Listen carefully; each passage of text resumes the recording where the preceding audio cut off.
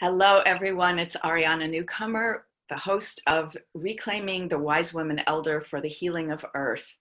And with me today, I have the beautiful, powerful, and fabulous Brooke Medicine Eagle. I'm so delighted to have you with us, Brooke. I am just thrilled to be here. And I'm going to read you her bio, and then Brooke is going to lead us into this conversation with a song and prayer. Brooke Medicine Eagle is a legendary earth keeper, wisdom teacher, healer, visionary, singer-songwriter, shamanic practitioner, catalyst for wholeness, and ceremonial leader. She's the best-selling author of the Native American literary classic, Buffalo Woman Comes Singing, and of The Last Ghost Dance. Over the last 40 years, her many music recordings, teachings, writings, conference appearances, and wilderness spiritual retreats have touched the hearts and minds of people all over the world. Decades ago, she brought forward ancient native traditional ways of moon time and women's mysteries, including the Elders' Wisdom Lodge, and continues to feel strongly about the importance of feminine practice for women's health, spirit, leadership, and service to the world. She is now traveling and offering women's circles and retreats internationally, experiencing the beauty and challenges of women in the wider world. And Brooke, you're in France now, am I right? Yes, I'm in the absolutely fabulous French Alps today. Ah, beautiful. So please give us your opening song and prayer. Flower song, oh flower song, make your life a beauty song. Flower song, oh spirit song, a flower song I sing. Oh, oh, hey, oh, oh, hey, oh, oh, hey, oh, hey, oh, hey.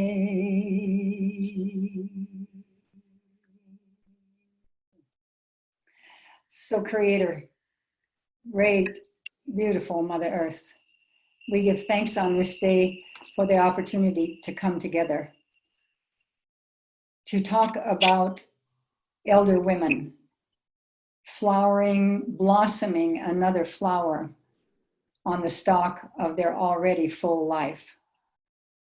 So I ask that I might be a hollow bone to bring through what will really serve. And I ask for a special blessing on each and every woman who listens to this, and man.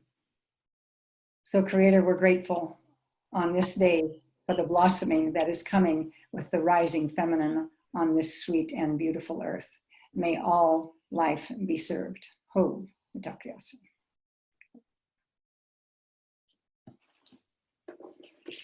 Beautiful. Thank you so much. I really appreciate setting sacred space. This is a sacred mission that we are on to bring the elder wisdom, especially of women, forward into the world at a time when it is desperately needed. So thank you. You are so welcome. So tell us first of some of your history of the work that you've done with moon lodges. Well, many years ago, I was given the information that I had never been given early in my life about Moon Lodge and about women's mysteries. And I started sharing it then, and it didn't seem like it was time for it to wake up so much. But now younger women have picked up the call, and it's beginning to come forward into the world. And I wanted to share with everyone just this real brief sense of this Moon Lodge work, because it leads up very quickly then to the sense of how the grandmothers function with all of this. And it's really about our spiritual development that I'm going to focus. It's absolutely about our physical health and our well-being as well. Our psychological, our mental, our physical well-being. And it's also about our spirit. So the joyful thing in primary cultures that were wise and guided by women, I think, was that every dark of the moon, natural women with their eyes under the moonlight bleed. So dark of the moon, bleeding time, 4 wonderful days off to go into the Moon Lodge.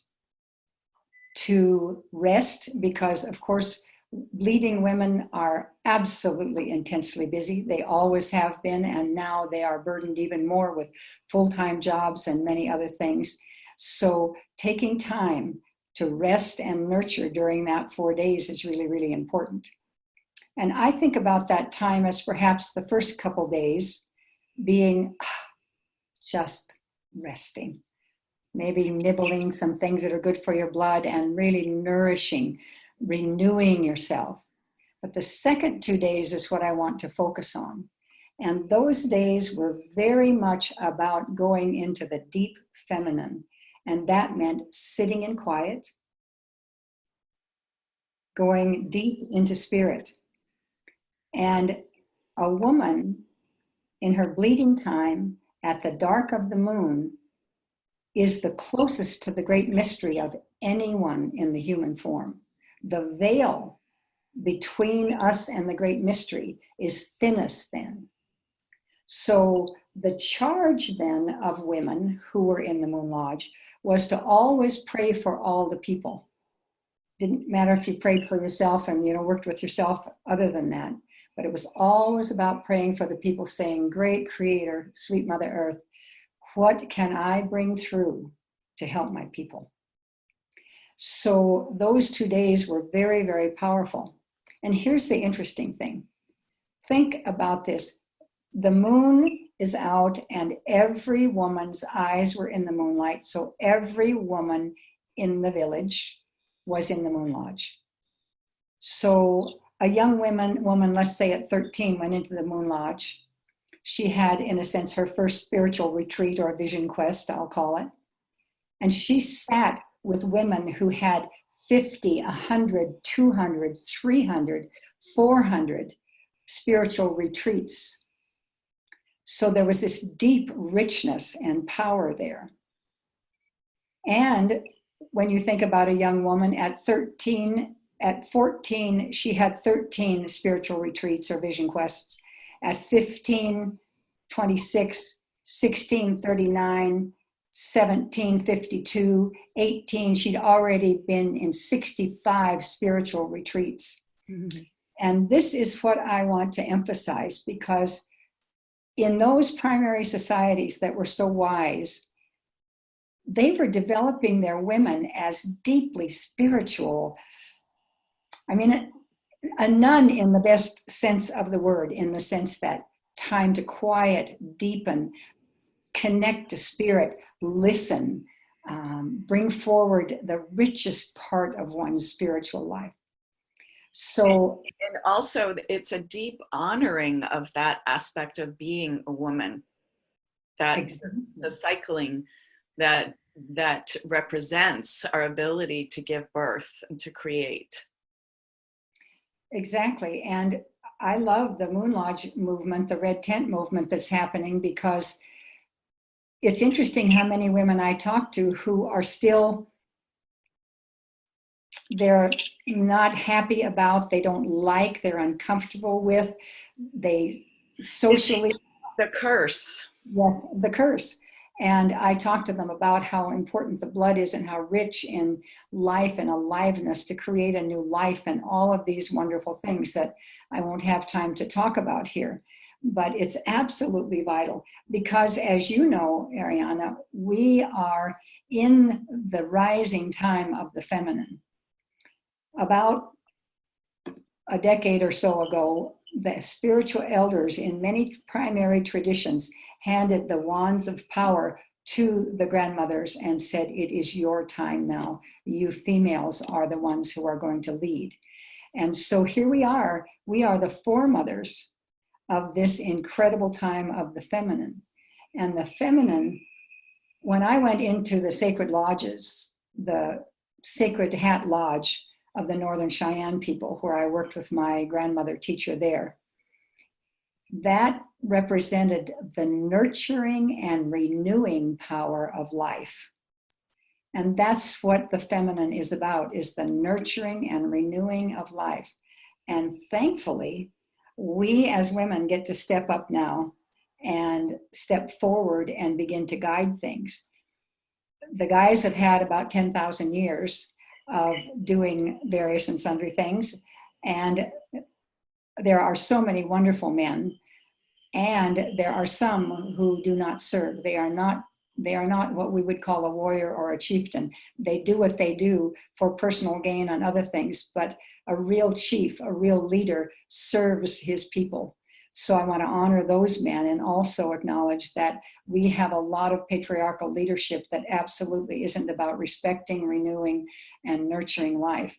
So here we are, we get to pick it up after the enormous challenges that are out there right now. Yes. And that's why I think it's so important that we begin to come together. So just another couple things about the Moon Lodge. Here's another fascinating thing. You know that the moon is the full moon all around the world. It's not like the sun.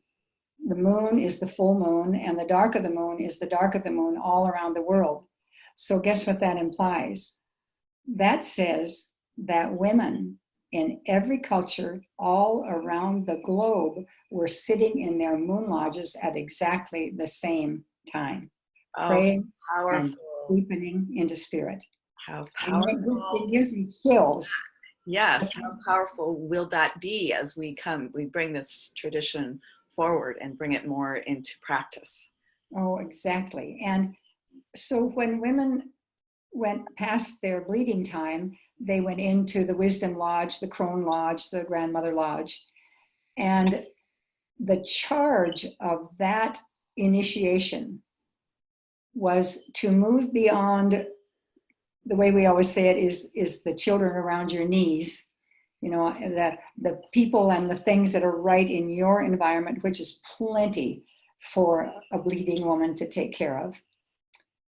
But as you go into that moon lodge, that moon pause lodge, the elders lodge, your dedication is to the whole world, to the children, to nurture and renew the children of all things. Mm. And so there's this enormous responsibility that elder women have. And I, for one, wish that I had about 400 vision quests to help my process, help deepen me to meet this challenge. I feel like such a child in a certain sense without some of that background. Yes, and you were going to talk to us about how we can create practices that can help us in a way, not entirely, but in a way kind of make up some of that ground. Yeah, and one of the things is about going into the deep feminine. I've been working with a lot of women, and most all of us agree that we don't, as we're touching into the real true feminine, we're realizing that we don't even know half, you know, a tiny bit of what it means to deepen ourselves into the richness, because we are in a patriarchal society and we are about, you know, we've been pulled into and stepped into a masculine world that says, get out there, work, accomplish, handle things, do it, be busy. You're not good unless you accomplish. You shouldn't even have a child. That takes too much time off work. You got to go, go, go, go, go, go, go. And there's no all about the money. Yeah. Yeah. And with the medicine wheel, it's interesting because in the East is the beginning of things where it's early morning, springtime, light coming, things dawning, sprouts coming up, and that's the little that's the little masculine.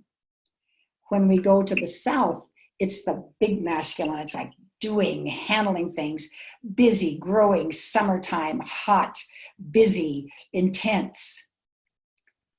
When we go around to the West, we start with the little feminine, which is to stop, quiet, gather, listen, go like the bear into the quiet time, into that vision quest time. So to gather and to release and to clear and let go And then in the north is something that many of us don't have much of a chance to do, is midwinter, midnight, total quiet, stillness, nothing happening.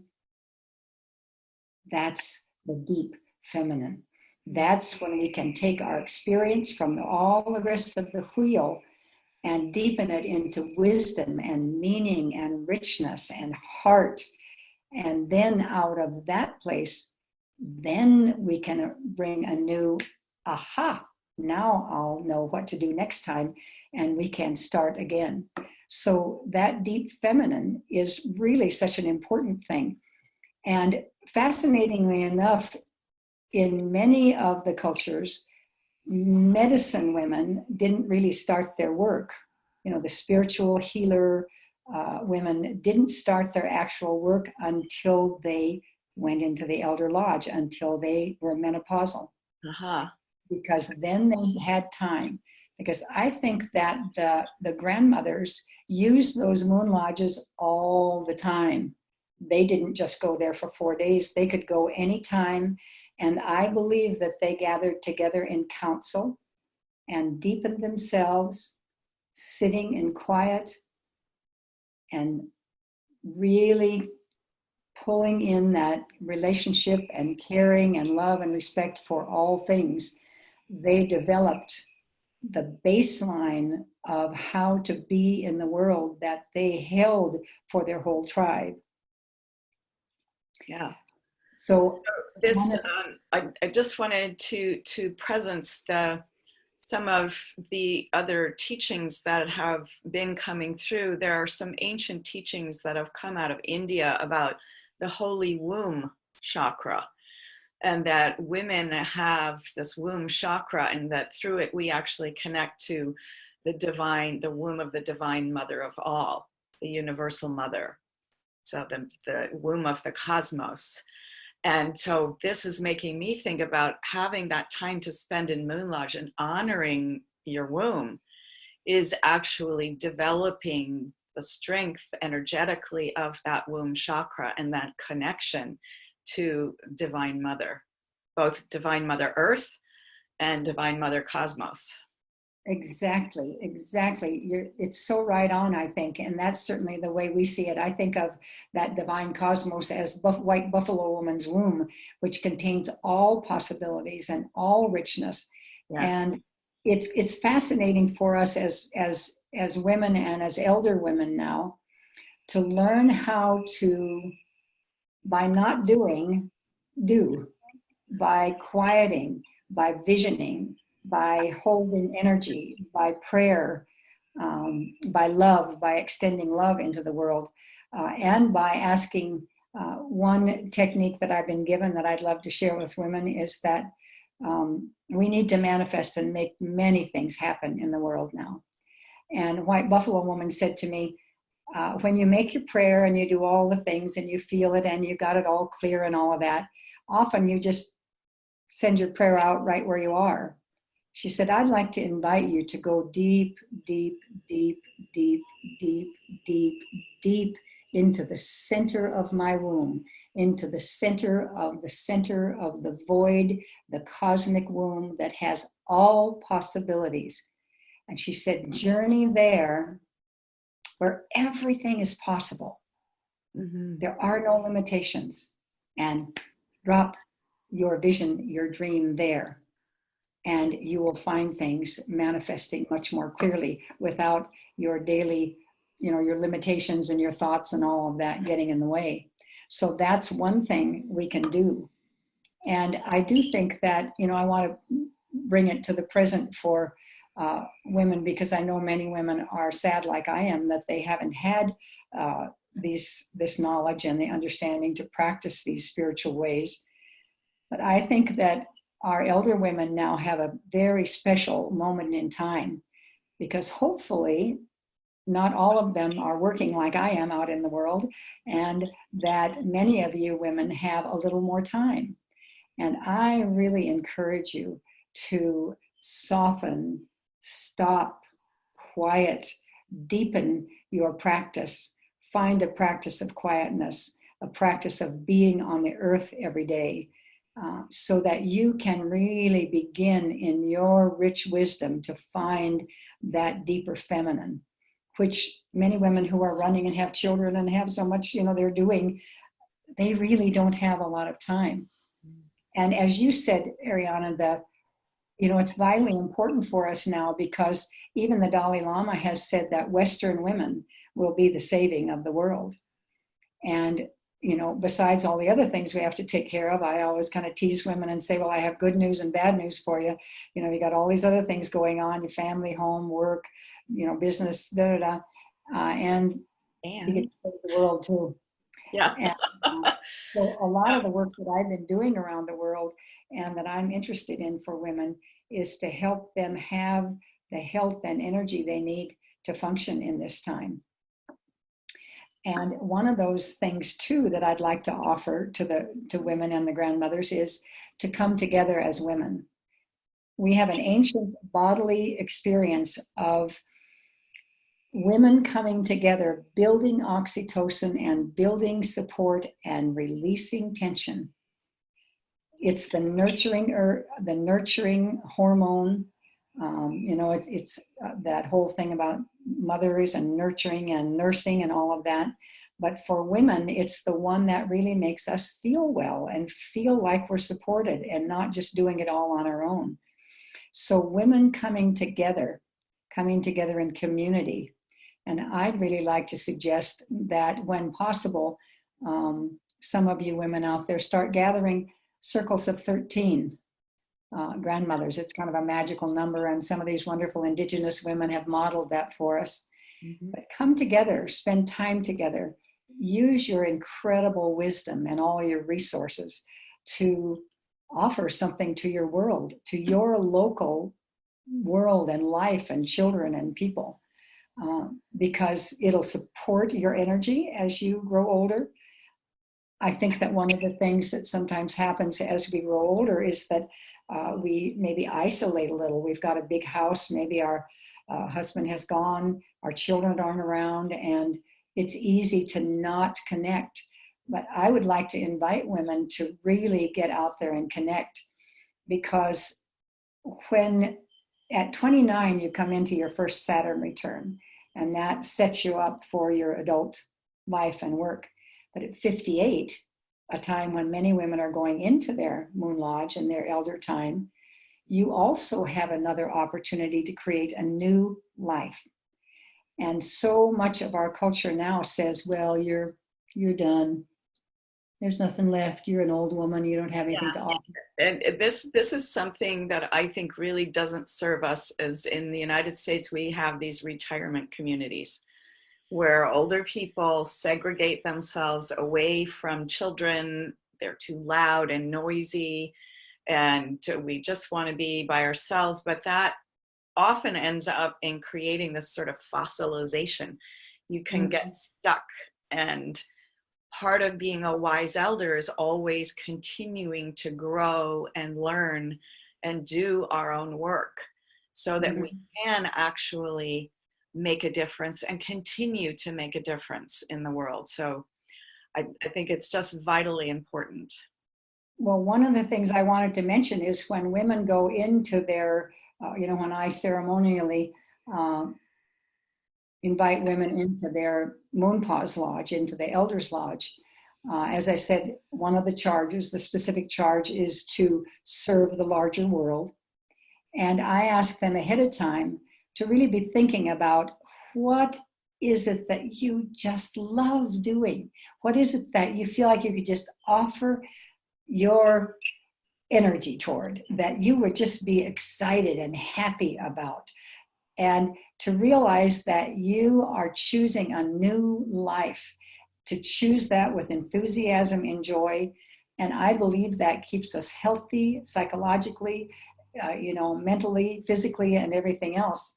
When we have a goal, when we know that we have this life, who knows how long we'll live, but by gosh, we're going to go for it while we can and use everything we have Yes. and offer and be excited. And I'm like you, I'd like to see more. I think that when women come into more leadership, we're going to have more elder communities that take care of the children, where there's this wonderful blending of animals and children and grandparents, because as I said, the grandmothers have always been the ones that taught the young girls about their moon time, about relationship, about being women.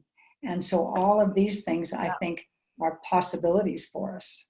And one of my other speakers is from Japan, and we had a conversation about how she grew up with her grandmothers teaching her about the sacredness of nature and the sacredness of all things. And her grandmothers were the ones who always held her in this possibility of everything she could be.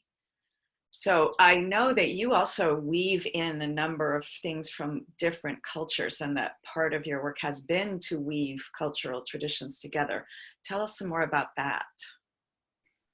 I was born with a very much of a mixture. I have 5 kinds of Indian blood and Scot-Irish, and I just visited Denmark to say hi to some of my Danish ancestry from long, long ago. So I started as a rainbow child, you might say, who understood that for me, it's not about so much each individual tradition and keeping really tight and closed around that. It's looking into the depth of our traditions to find what works for human beings, because we're so clear now that we're so connected, we're so involved with each other. And it's vitally important, I think, for us to be sharing. And I'm really thrilled that you've really done your homework to bring in some other cultures. And, the more that all of us share and talk and offer, one of the interesting things is that when I went back to my Native American elders to ask them about the Moontime teachings, they were raised by Catholic missionaries. All of those women were taken. I mean, if you can imagine, yes, people coming in, and every single child was taken to the missionary. There was not a child left in the villages. Yeah. And they were all taught a different way. Their ways were said to be bad. So when I spoke to these elder grandmothers, I felt like I was talking to a Catholic nun, because that's what they had learned. And they had learned a lot of shame and discomfort and so many things. So it was really difficult for me to find.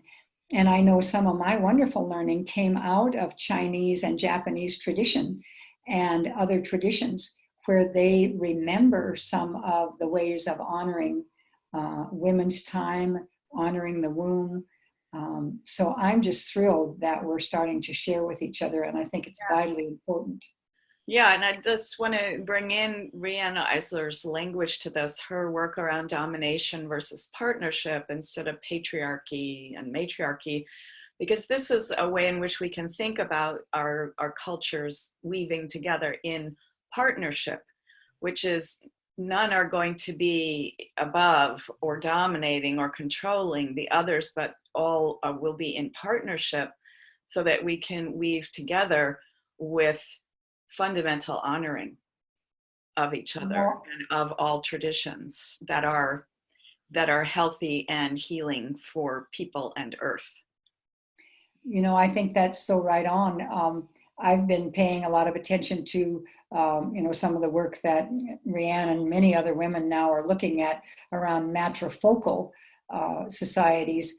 And as you say, it's not about matriarchy and just a woman higher rather than a man higher. But those societies that we look at are egalitarian, and they're focused in nurturing and taking care of, in oxytocin. They're oxytocin, feel good, connect, nurture, offer. And those societies are gifting societies. Their economies aren't about competition and struggle. They're about making sure that everyone has what they need. And that doesn't mean only the primary focus, which is women and children, but that extends out and out and out and out to everyone. And And this so, and this ultimately serves the men, because men have natural aspects of themselves that are nurturing also, and those have been kind of drummed out of many men in our culture, in this dominator culture. And men produce oxytocin also. When a father holds his baby and looks at that baby in the face, the father is producing oxytocin also. When a man looks at his beloved, they are producing oxytocin also. And oxytocin, interestingly, is being used to treat autism.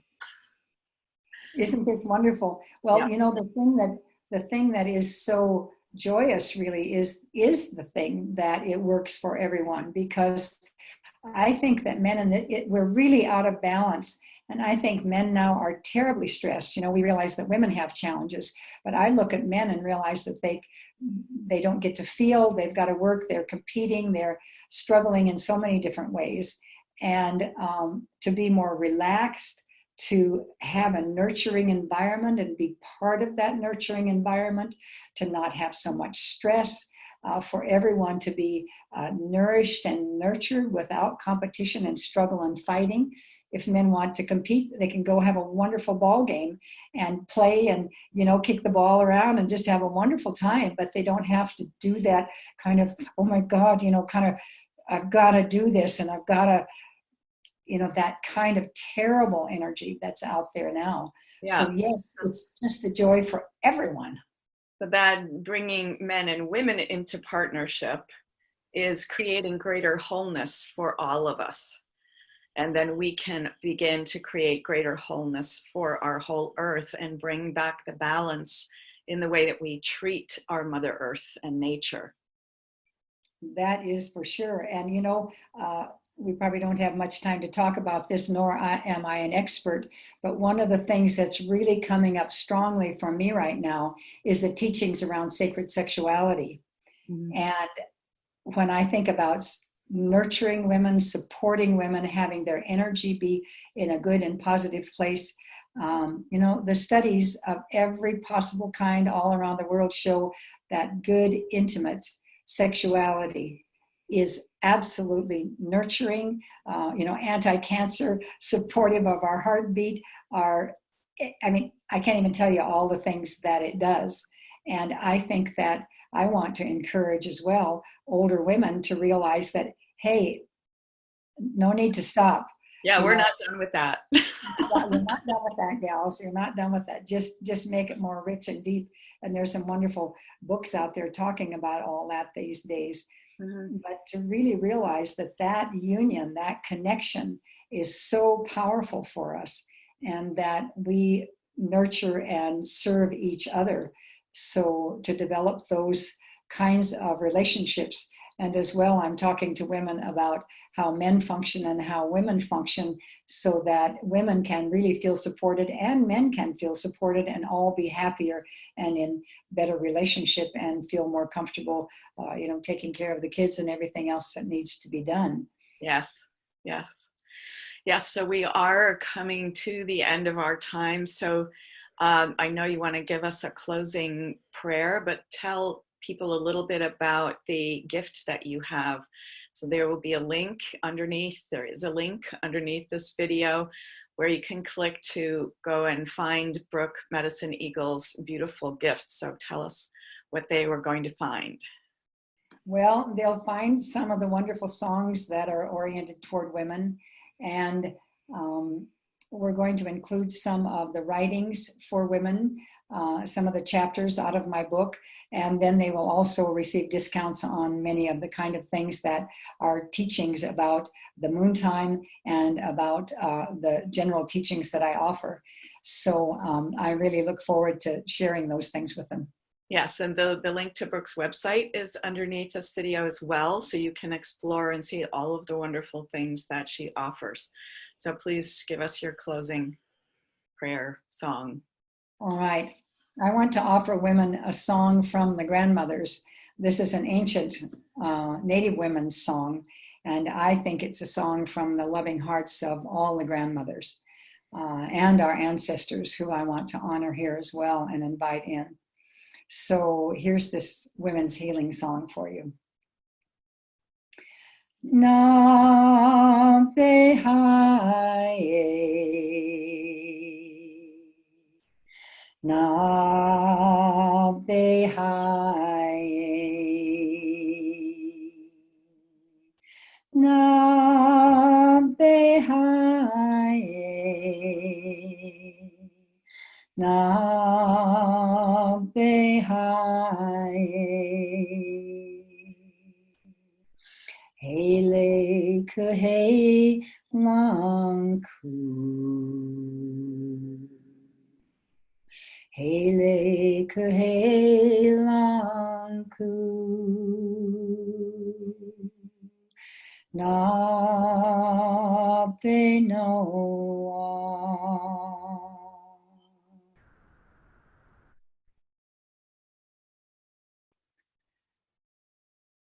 So great Mother, Creator,